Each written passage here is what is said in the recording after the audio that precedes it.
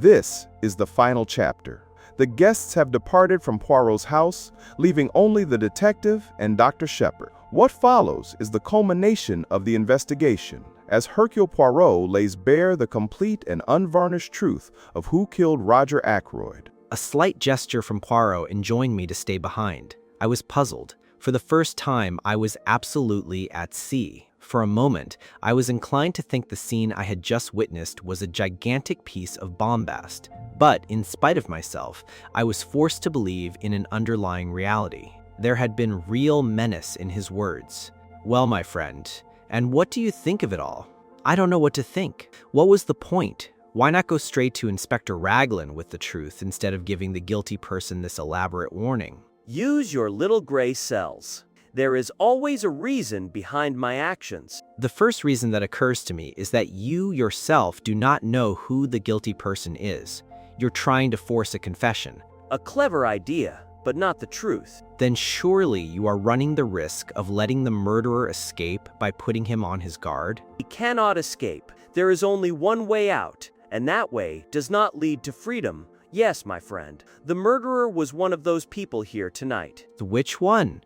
I will take you the way that I have traveled myself. Step by step, you shall accompany me. To begin with, two facts attracted my attention. First, the telephone call. If Ralph Peyton were the murderer, the call is meaningless. Therefore, Ralph Peyton is not the murderer. The result of that call was that the murder was discovered that night instead of the following morning. The murderer, knowing this, could be sure of being present when the door was broken in. And now we come to the second fact, the chair pulled out from the wall. The window. No, mon ami. Remember the table with books and magazines that stood just in front of the window. That table was completely hidden by the drawn-out chair. Supposing there had been something on that table not intended to be seen, something placed there by the murderer that he could not take away at the time, but that was vital to remove as soon as possible after the discovery. What was that object? As soon as I learned a dictaphone representative had called, the idea took root. But you have all forgotten one thing. Granted, a dictaphone was being used. Why was no dictaphone found?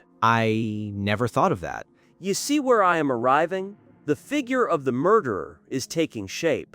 A person who was on the scene straight away. A person carrying a receptacle into which the dictaphone might be fitted. But why remove the dictaphone? You take it for granted that what was heard at 9:30 was Mr. Ackroyd's voice.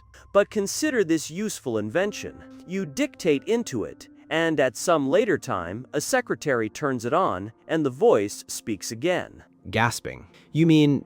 Yes. At 9:30, Mr. Ackroyd was already dead. It was the dictaphone speaking, not the man. This requires a person who knew of the dictaphone, and one with the necessary mechanical knowledge. Then, the footprints. They were made by someone deliberately trying to throw suspicion on Ralph Peyton. It was necessary for the murderer to have worn Ralph's shoes. This required access to them at the Three Boars earlier that day, which means Ralph must have been wearing boots.